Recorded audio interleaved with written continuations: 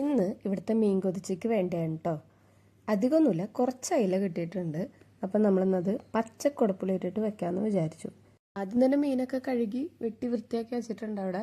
ആ സമയം കൊണ്ട് മോളെ കുളിപ്പിച്ച് ഒരു കുറിയൊക്കെ തൊട്ട് കൊടുത്തിട്ടുണ്ട്. അവൾക്ക് കാലത്തെ ഭക്ഷണം കൊടുക്കാൻ നോക്കുകയാണ്. ഇന്ന് കാലത്ത് ഇവിടെ വെള്ളയപ്പവും കുറുമക്കറിയായിരുന്നു അവളുടെ ഫേവറേറ്റ് ഫുഡ് തന്നെയാണ്. വലിയ കുഴപ്പമില്ലാണ്ട് വാശിയൊന്നും പിടിക്കാണ്ട് കഴിച്ചു. വീണ്ടും നമ്മൾ മീനിൻ്റെ അടുത്തേക്ക് പോവാണ്. ഞാനല്ല കേട്ടോ ഇന്നത്തെ പാചകം, അമ്മൂമ്മയുടെ വകയാണ്. അപ്പോൾ അതേ നന്നാക്കിയ മീനിൽ മഞ്ഞപ്പൊടിയൊക്കെ ഇട്ട് വെച്ചിട്ടുണ്ട്. ഒരു സൈഡിൽ മുളക് പൊടിയും മല്ലിപ്പൊടിയും ചൂടാക്കിയിട്ടാണ് ഇടുന്നത്.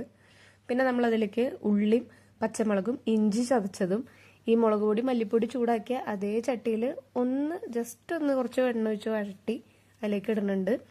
പിന്നെ നമ്മളെന്താ നമ്മുടെ പച്ചക്കുടപ്പുളി അതൊന്ന് അരിഞ്ഞിടുന്നുണ്ട്. ഇപ്പോൾ കല്ലുപ്പാണ് കേട്ടോ അമ്മൂമ്മ എപ്പോഴും കൂടുതലായിട്ട് കൂട്ടാറ്. അത് കഴിഞ്ഞിട്ട് നമ്മൾ നേരത്തെ വഴട്ടി വെച്ച ഉള്ളിയും ഇഞ്ചിയും പച്ചമുളകും കൂടെ ഇതിൻ്റെ അകത്തേക്ക് കൂട്ടിത്തട്ടി കുറച്ച് കരിവേപ്പിൻ്റെ ഇലയും കൂടെ ഇട്ട് മൊത്തത്തിലൊന്ന് ഇളക്കി വെച്ചു. അധികം ഉടയാണ്ട് പതുക്കെയൊക്കെ ഇളക്കണം. അത് കഴിഞ്ഞ് അതൊന്ന് കൂട്ടിപ്പൊത്തി വെച്ചു. അത് കഴിഞ്ഞ് വന്നപ്പോഴാണ് ആരാധ ഇവിടെ ഇരുന്ന് കാർട്ടൂൺ കണ്ടേ നോക്കി മൂപ്പരിത് ആസ്വദിച്ചിരുന്ന് കാണുന്നുണ്ട്.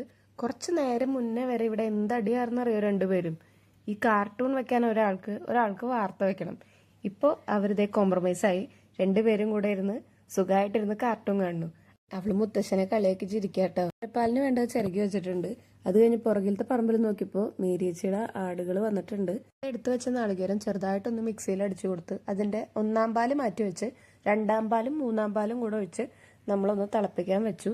കറിയൊക്കെ ഒന്ന് വെന്ത് എണ്ണ തെളിഞ്ഞു വരുമ്പോൾ നമ്മൾ നമ്മുടെ എടുത്തു വെച്ച 1-ാം പാലും കൂടെ ഒഴിക്കുകയാണ്. പിന്നെ തിള വരാൻ നിൽക്കണ്ട.